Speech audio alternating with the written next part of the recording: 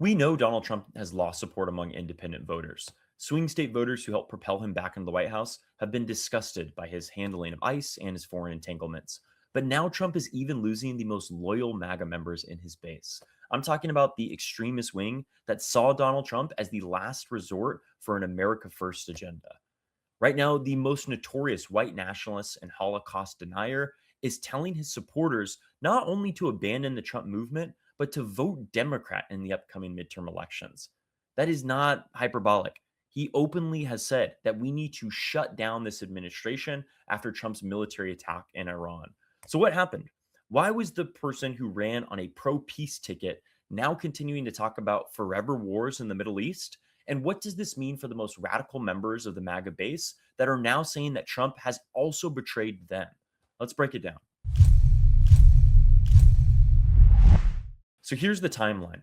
Trump ordered a military strike in Iran, escalating tensions in the region and triggering retaliatory attacks from Iran into Israel and at U.S. military bases. Reports now indicate that at least 6 U.S. service members at this time of the recording have been killed in retaliatory strikes.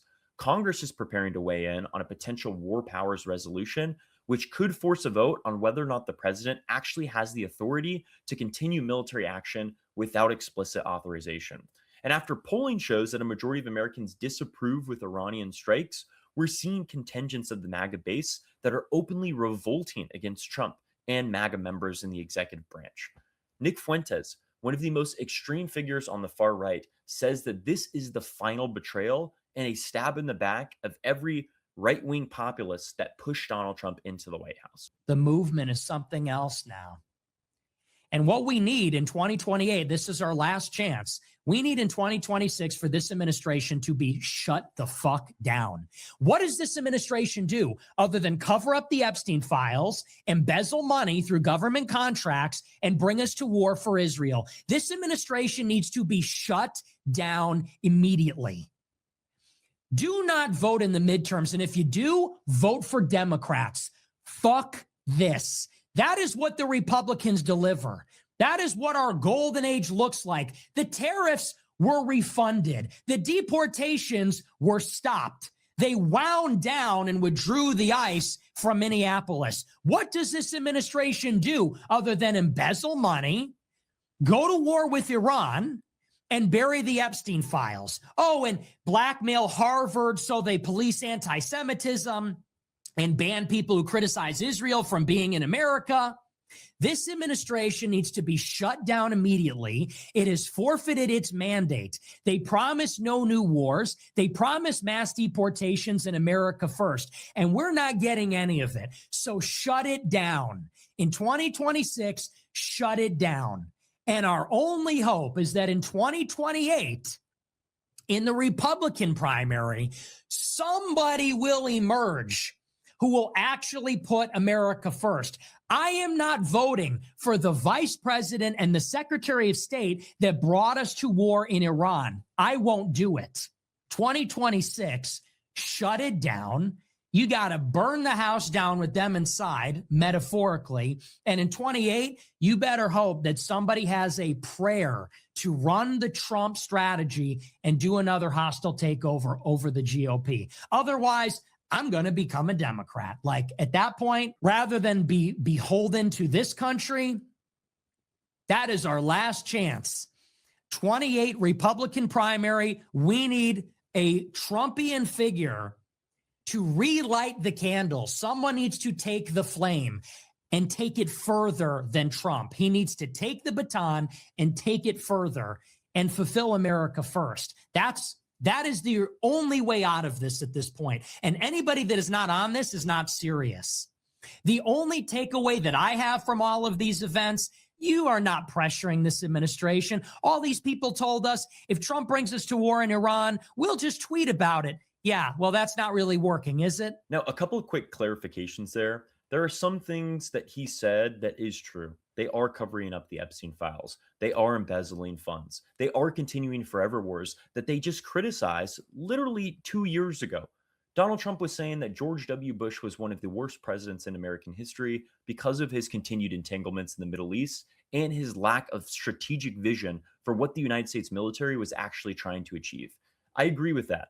But what I don't agree with is Nick Fuentes, who's a white nationalist, keep in mind. He thinks that Donald Trump is too far left on some issues. He says we want somebody that's going to go further on immigration. We want somebody who's going to come in and have a hostile takeover of the GOP. Those are not things that anyone should be on board with. But the reason why we're talking about this issue in this video is to show the fracturing among the MAGA base, where even the most extremist contingent that used to be fully loyal to Donald Trump, Nick Fuentes 2 years ago was saying that Donald Trump should declare himself king and get rid of elections. That is the most extreme loyalty that you can have. And yet, even those people are starting to move away from the movement. A big reason why Fuentes is starting to breach away from MAGA is he's saying that Donald Trump is betraying the America First movement. He's urging his followers to not vote in the midterms, to vote Democrat out of spite, and to shut the administration down. Fuentes has a very large, energized young audience. A lot of young conservative men are flocking more towards Nick Fuentes and away from establishment Republican figures. And the big reason why is because Donald Trump sowed the seeds for Nick Fuentes to be successful. His anti immigrant racist rhetoric, his focus on authoritarian control have pushed his young followers to seek refuge in even more extremist circles like Nick Fuentes, like on Rumble, like Alex Jones. This is what you do when you sow your own demise. Donald Trump invested in people who would eventually say that he is too left for them. A big focus of Donald Trump's populist rhetoric was focusing on domestic American issues instead of just continued foreign forever wars. And that very clearly is not the objective anymore. He's attacked the Iraq war in the past, the Afghanistan occupation, neocon warmongers. He made a clear separation between himself, the George W. Bush administration, and neocons like Lindsey Graham. If you look up Donald Trump, Lindsey Graham, you will find hours of him trashing Senator from South Carolina. And now Donald Trump is almost doing their exact bidding. These are the same people who have begged to have war with Iran. They want to continue to embolden Israel in the Middle East and get even more territory in the region. Israel wants ever expansion, and Donald Trump is handing it to them on a silver platter. Iran was not planning on attacking the United States. We had the Iranian nuclear deal with Barack Obama. Who removed us from that deal? Donald Trump. The headline from this Daily Beast article explains the exact issue with a lot of MAGA voters. Peace president who promised to end forever wars says the United States can now fight war forever. He is literally saying it verbatim. On Donald Trump's True Social, he said the United States munition stockpiles have, at the medium and upper medium grade, never been higher or better, as was stated by me today. We have a virtually unlimited supply of these weapons. Wars can be fought forever and very successfully using just these supplies, which are better than other countries' finest arms. At the highest end, we have a good supply, but are not where we want to be. Much additional high grade weaponry is in store for us in outlying countries. Sleepy Joe Biden spent all of his time and our country's money giving everything to P.T. Burnham Zelensky of Ukraine, hundreds of billions of dollars worth. And while he gave so much of the super high end away free, he didn't bother to replace it. Fortunately, I rebuilt the military in my first term and continue to do so. The United States is stocked and ready to win big. Thank you for your attention on this matter, President Donald J. Trump. First of all, the timelines don't even make sense. Joe Biden gave away all of our weaponry, but I rebuilt the military in my first term and will continue to do so. Okay, those are not chronological. Secondly, the jargon of this tweet, I mean, we know that Donald Trump is not the most literate fella. It's just crazy that he's the most powerful person in the entire world. Can we acknowledge that for a second? The person that is killing American soldiers by sending them to war with Iran on behalf of Israel can't even create a fucking tweet. You cannot campaign as the guy that's going to end forever wars and then immediately say, we have the munitions to be able to have wars forever.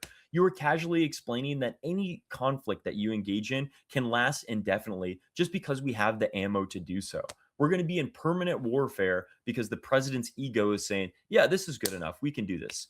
This is the exact foreign policy posture that he once criticized and that he got popular criticizing. He looked Jeb Bush in the face on the 2016 debate stage and said, you don't care about American soldiers because you want to continue forever wars. I want to focus on domestic American issues. Only problem is when he focused on those domestic issues with ICE and immigration, immediately backtracked after the resilience of Minneapolis protesters who stood there in defiance of an authoritarian government who fought against their neighbors. When it comes to the tariffs, he refunded the tariffs. None of that is going to continue to go into effect. And the United States is losing money because it has to refund these to the corporations that lost profits because of the tariffs. And the contradiction is really what's fracturing most of his coalition, because this is not a man who cares about America. This is a man who cares about himself, his ego, and doing anything to distract the American people from the Epstein situation. And it's not just Nick Fuentes. Trump is also publicly knocking Tucker Carlson and Megyn Kelly for criticizing the Iranian strike. He reportedly told critics that MAGA is Trump.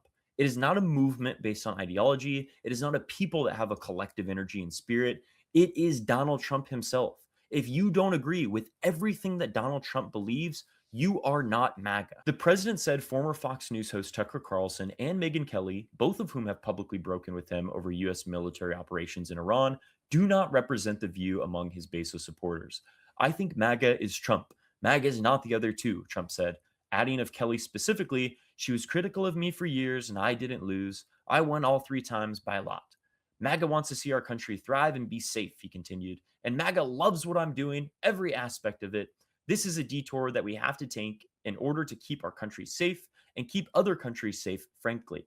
Carlson, a close ally of the president and vocal critic of Israel, reportedly lobbied Trump against attacking Tehran in the days leading up to Saturday's strikes, which killed a number of top Iranian leaders and as many as 6 U.S. service members. MAGA is Trump. They love every aspect that I'm doing. This is what this signals. It is not a movement on philosophy or doctrine. It's not a coherent foreign policy. It's whatever Trump wants. This is the same mentality of divine right of kings. It is absolute monarchism.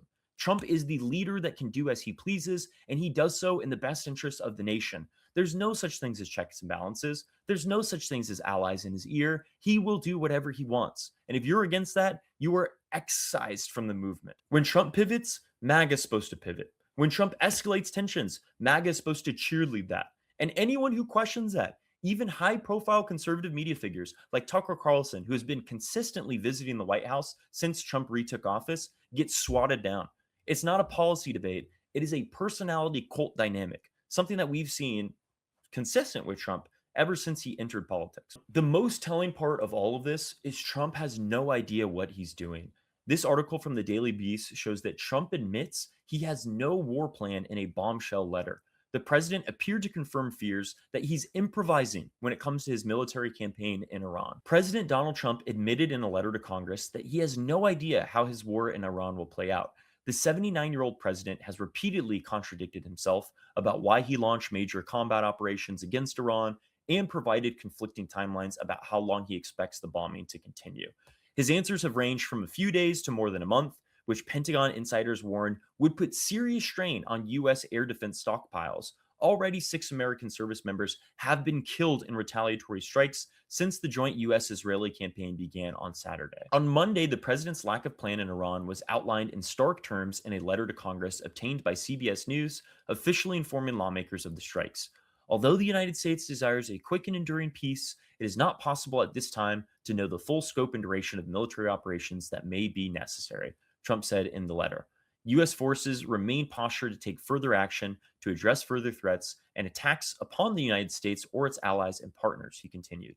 The letter was sent under the War Powers Act, a 1973 resolution requiring the president to notify Congress within 48 hours of deploying U.S. forces if Congress has not declared war. The deployment cannot last more than 60 days without congressional approval. U.S. intelligence assessments, however, contradicted the claim, finding that Iran was years away from developing intercontinental ballistic missiles and wasn't interested in doing so. After the U.S. military's Central Command announced that 3 soldiers had been killed at a base in Kuwait and 5 seriously wounded, Democratic lawmakers blasted the president for putting service members in harm's way without laying out a plan for victory in the region. Those are the details that actually matter. 6 American service members have died at this time of the recording, with more expected to continue to be put in harm's way. Congress needs to assert a war powers authority in order to prevent the president from continuing to do this unilaterally. A majority of Americans oppose the strikes, including Republicans, and parts of Trump's own base are fracturing against him. Foreign policy decisions have real-world consequences, not just internationally for the countries that are involved, but also domestically. Here in the United States, it creates anxiety amongst our own constituents. We recognize that our government does not have our best interests in mind, and they care more about profiteering warmongers and weapons manufacturers than they do about the healthcare of their own constituents. This isn't just internet drama. When a president who campaigned on ending forever wars is now normalizing endless conflict and saying, I will do so because I am the president. If you disagree with me, you are no longer in my movement. Even the extremist parts of the base notice. Trump built his political movement on being an outsider and criticizing neocons and forever wars. He's a populist figure who capitulated to the most extremist racist remarks of the far right. And now he's defending the possibility of those forever wars, acting exactly like the neocons before him, and even the far right is splintering from his base. Conservative media figures are pushing back. Congress is going to challenge executive authority, and the public is uneasy and anxious about Donald Trump's decision making ability. When a movement is built around a personality figure instead of principles or a philosophy, those contradictions don't get resolved. Any criticism just gets suppressed. And when you lose support in that central figure, the movement completely collapses. The real question isn't whether or not Nick Fuentes is right. He's not. He's literally a Nazi. He's a white supremacist. He's a white nationalist. We should not look to him for wisdom. But this is another example of the MAGA base that is completely being demolished in front of our eyes. History shows that wars that are promised to be quick and decisive rarely stay that way. We were in Iraq and Afghanistan for nearly 2 decades, and that's looking like what this conflict might potentially lead up to. And when you see the president says that we have virtually unlimited weapons, that doesn't mean that we are free from consequences. Oftentimes, that means there are unlimited consequences that are going to befall amongst the American people.